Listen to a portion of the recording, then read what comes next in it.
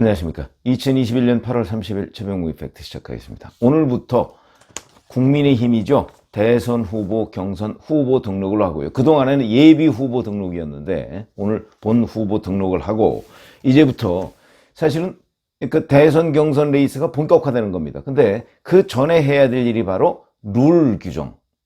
그러니까 대선 후보 경선을 어떻게 하느냐. 룰. 규칙을 어떻게 정하느냐인데 그 중에서도 첫 번째가 바로 역선택 방지 조항입니다. 지금까지도 이런저런 논란이 있었죠. 근데 이 부분과 관련해서 정홍원 전 국무총리가 선거관리위원장인데 아직 룰 결정된 게 없다 이렇게 얘기를 하고 있습니다. 그건 왜 그러냐? 내일 모레 연이어서 각 후보 진영 사람들을 불러 모아서 아마 그 룰에 관해서 논의를 할 모양인데 여기서 또 한번 정말 당이 깨지는 듯한 소리가 나올 가능성이 매우 높다. 왜냐하면 과거에도 그랬습니다. 무슨 얘기냐면 지금 현재 경선준비위원회에서는 역선택 방지 조항을 넣지 않기로 했죠. 역선택 방지 조항이라는 게 뭐냐면 민주당 지지자들이 이 여론조사에 참여를 해서 누구를 지지할 수 있도록 하는 그걸 허용하느냐 허용하지 않느냐. 왜냐하면 민주당 지지자들이 선호하는 후보가 있을 거거든요. 그건 누구냐? 결국은 민주당의 예를 들어서 이재명 또는 이낙연 지금 거의 이재명으로 확정이 된 상태지만 이재명 경기도지사가 가장 상대하기 쉬운 사람이 누구냐 이런 거 아니겠습니까? 그 사람을 집중적으로 지원하면 그 사람이 실제보다 훨씬 더 지지율이 높아진다 이런 걸 얘기하는 겁니다. 자, 그게 이제 경준위에서는 역선택 방지 조항을 넣지 않기로 했었는데 정홍원 전 총리는 그런 데에 구애받지 않겠다 이렇게 얘기를 했습니다. 그리고 이제 여기에 대해서 어제 유승민 전 의원 잘 아시다시피 자, 정 위원장하고 윤석열 후보가 이달 초에 한번 만났었죠. 이제 그걸 거론하면서 정홍원 전 총리는 윤 후보를 위한 시험 감독이냐 이렇게 공격을 하면서 역선택 방지 조항 이거 넣지 말아야 된다 이렇게 주장을 하고 있는 것이죠. 왜냐하면 본인이 민주당 지지층의 지지를 많이 받고 있으니까 그런 얘기고요. 홍준표 의원 당연히 역선택 방지 조항 넣지 말자고 하고 있죠. 왜 그러냐? 본인도 민주당 지지자 중에서는 가장 높은 지지를 받고 있으니까 이런 겁니다. 자, 그 다음에 윤석열 전 총장은 그거야 선관위 입장에 따를 생각이다 이렇게 얘기를 하고 있고요. 최재형 전 감사원장은 홍준표, 유승민은 민주당 후보냐 이렇게 얘기를 하고 있습니다. 자, 그런 걸 보면 오늘 아침에 중앙일보 박정하 기자가 쓴 칼럼이 눈에 띕니다. 그걸 보면 21일, 22일 JTBC하고 리얼미터가 조사한 내용이 있습니다. 이 조사한 내용에 보면 윤석열 32.6, 홍준표 21.5, 그래서 11.1%포인트 차이인데 자, 6월 19일, 20일 이때 조사한 걸 보면 윤석열 24.2 아니죠. 그러니까 윤석열 35.4, 홍준표 11.2 그래서 무려 24.2%포인트 차이가 나고요. 7월 17일, 7월 18일 보면 13.2%포인트 차이가 납니다. 확 줄은 거죠. 윤석열 29.9, 홍준표 16.7 이렇게 돼 있습니다. 그런데 8월 달은 11.1%포인트로 더 줄었다.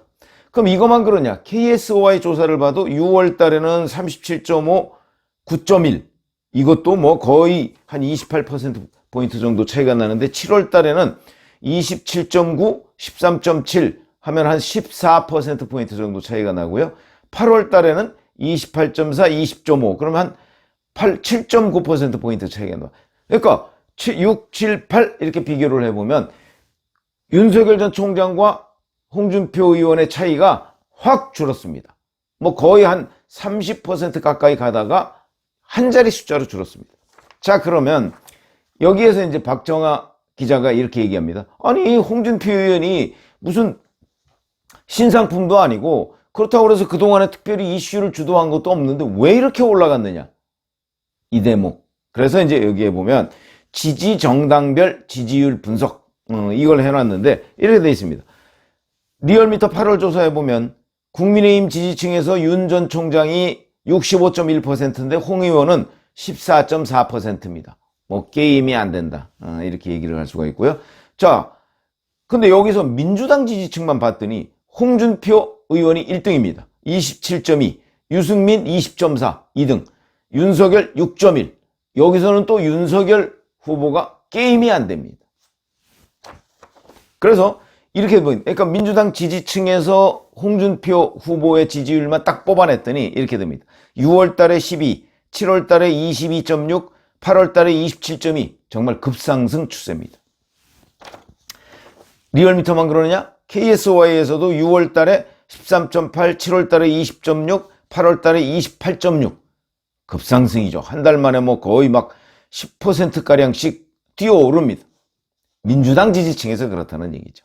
그런데 이 KSY라는 데에서 여야 후보들을 다 놓고서 지지율 조사를 했더니 이런 겁니다. 민주당 지지층에서 51.6%가 이재명 지사를 지지하고 있고, 그 다음에 30.8%가 이낙연 후보를 지지하고 있습니다. 그럼 뭐 나머지는 20%도 안 됩니다. 여기서 홍준표 후보가 받고 있는 지지는 1.9%입니다. 이거 어이가 없는 얘기죠. 자, 그리고 최근에 친여 성향의 커뮤니티들, 인터넷 매체 이런 데서 보면 국민의힘 홍준표 의원을 집중적으로 띄우고 있습니다. 과거에 뭐 돼지 발정제 운운해가면서 비난하던 그 흐름은 싹 사라져 버렸습니다. 이런 것들이 일맥상통하는 얘기다. 근데 여기에서 이제 오늘 또 어제 또 이제 화제가 됐던 얘기는 홍준표 의원이 과거 자유한국당 시절에 역선택 방지 조항에 대해서 얘기했던 그 발언이 화제가 됐습니다. 이렇게 되어 있습니다. 온라인에서 지금 그 여기저기 이제 막 퍼나르게 하고 뭐 사람들이 그러더군요. 여기 보면은 민주당 지지층이랑 정의당 지지층 이런 사람에게 우리 당 후보 뽑는데 투표권 줄 수 없죠. 그건 당연한 거 아닙니까? 과거 여론조사는 그게 엉터리 중에 엉터리였습니다. 그래서 당원을 요번에 바꿨습니다. 그러니까 2018년 6월 달인데 그때 바꿨습니다. 이렇게 이제 자랑을 하면서 얘기를 하는 거죠. 그래서 자유한국당이랑 무당층을 상대로만 여론조사를 해야 하고 어쩌고저쩌고 이렇게 주장을 한 적이 있습니다. 자, 참 머쓱한 얘기죠. 불과 3년 전 얘기인데 3년 전이든 얼마든 사실 똑같습니다. 그런데 이에 대해서 이제 홍준표 캠프에서는 이렇게 얘기하고 있습니다. 2018년 3월에 자, 지방선거를 앞두고 했던 거는 지금과는 상황이 크게 다르다. 이렇게 얘기합니다. 지방선거는 투표율 자체가 낮기 때문에 역선택이 효력을 발휘할 수 있는데 지금은 그때는 또 우리 당 지지율도 낮았다. 뭐 이렇게 얘기를 하는데 예를 들어서 서울시장 후보 경선 이런 데가 뭐 투표율이 그렇게 낮지 않습니다. 그렇죠. 잘 아시다시피 그렇게 낮지 않습니다. 이번에 오세훈 서울시장 당선을 위한 그 서울시장 후보, 그러니까 서울시장 보궐선거죠. 그 투표율이 그렇게 낮지 않았습니다. 그러니까 여하튼 투표율이 낮든 높든 간에 역선택의 가능성은 늘 있었던 것이고요. 특히 지금 민주당처럼 강성 지지층이 이렇게 몰려다녀가면서 특정 후보를 지지하는 경향이 있는 이런 때에는 훨씬 더 역선택의 가능성이 높아집니다. 그런 걸 보면 글쎄요, 뭐 역선택이냐, 저는 뭐 홍준표 후보의 최근 상승세가 꼭 이 역선택 때문이다, 100% 이것 때문이다 라고는 주장하지 않습니다. 왜냐하면 제가 이 지지 정당별 분석표 외에 또 연령별 분석표를 보면 연령별 분석표에서 2030에서 홍준표 의원의 지지율이 좀 올라가고 있습니다. 그것도 영향을 미쳤죠. 그러니까 제가 보건대는 홍준표 의원의 최근 지지율 상승세, 이거는 역선택이 첫 번째 요인이고 두 번째가 2030, 특히 20대 같은 데에서 홍준표 의원의 지지율이 좀 오르고 있다. 이게 두 번째 요소라고 봅니다. 그러면 20대에서 2030에서 왜 홍준표 후보의 지지율이 오를까?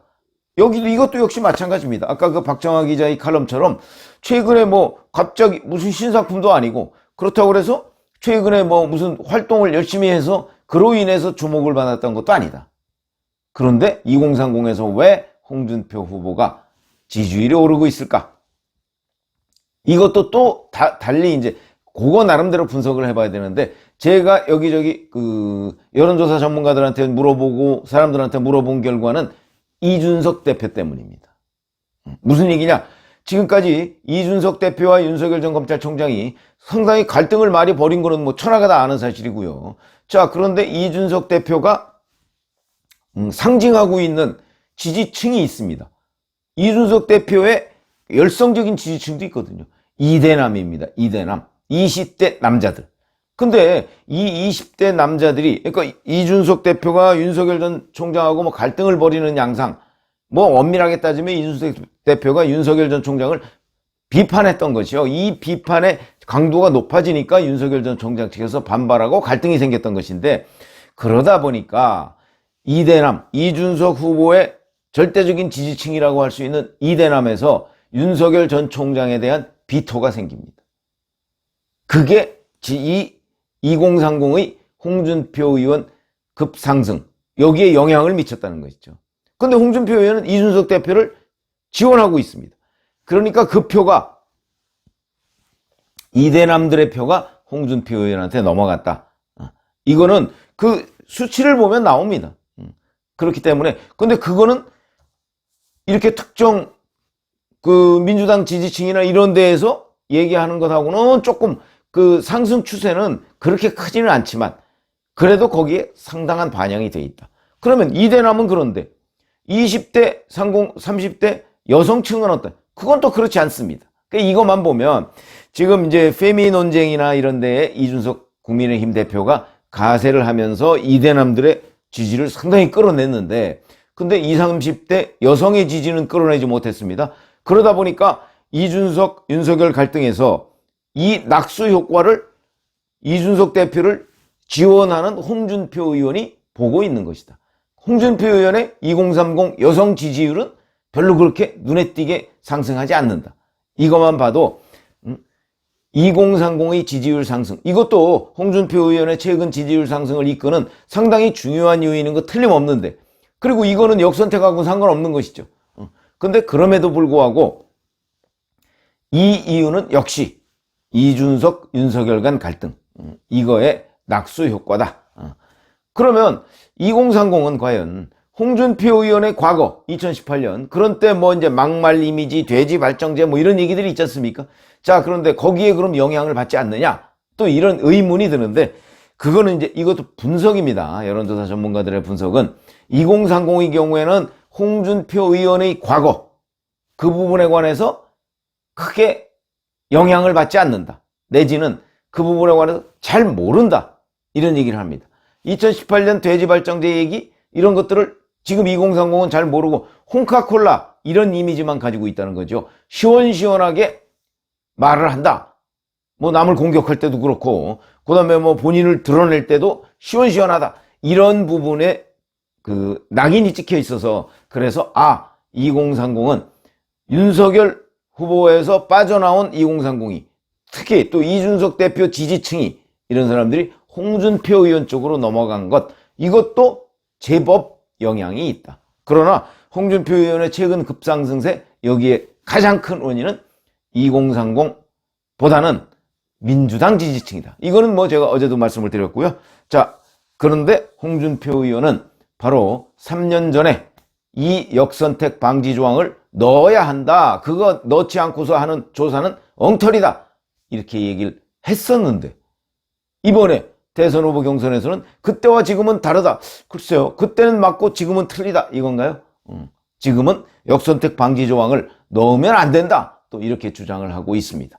대선 후보의 내로남불, 뭐 꼭 홍준표 의원뿐만은 아니지만, 글쎄 이렇게 너무나 분명하고 노골적으로 주장했던 부분, 이거를 그때와 지금은 다르다라고 설명하는 것으로 과연 그냥 넘어갈 수가 있을까? 약간 의문이 들기는 해서, 이런 부분까지도 한꺼번에 지금 예비 후보들, 이제 이 후보들이 곧 그 룰 세팅, 그러니까 룰 협의에 들어갑니다. 거기에서 이런 문제를 놓고 정말 합리적인 그 룰이 나오기를 그렇게 기대해 봅니다. 감사합니다.